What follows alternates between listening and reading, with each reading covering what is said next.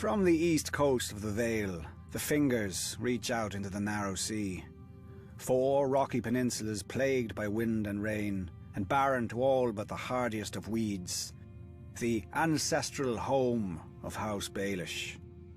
Our house began with my great-grandfather, a Bravosi sellsword who came to the Vale at the invitation of House Corbray.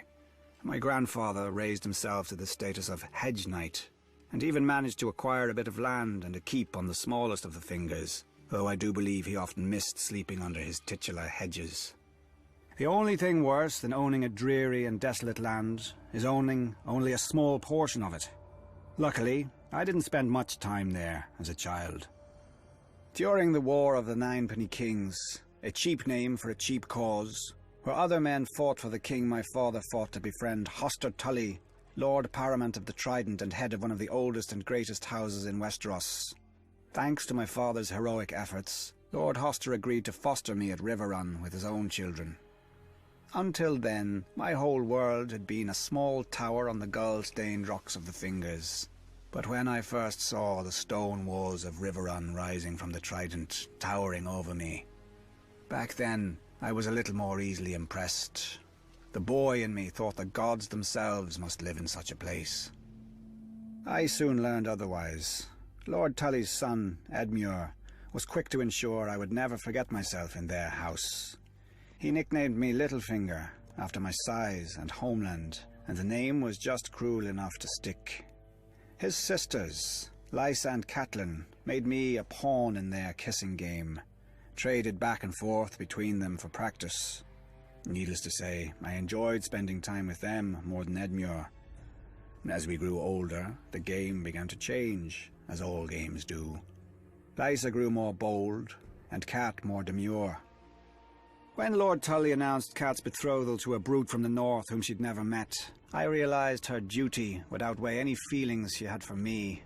Fool that I was, I challenged this Brandon Stark to a duel for her hand. He was a warrior, I was a boy. If Cat had not intervened, he would have killed me and laughed over my corpse. For my insolence, Lord Tully banished me from Riverrun. No matter. I had learned everything I needed by then. I would fight my battles not with swords, but with wits. A few men could match me. Even then, House Baelish might have died out on the rocks of the Fingers. I was again a poor lord, with no allies and no prospects, except, if I were lucky, the daughter of a middling merchant. Then, opportunity arose. The Mad King executed that Brandon Stark and incited a rebellion.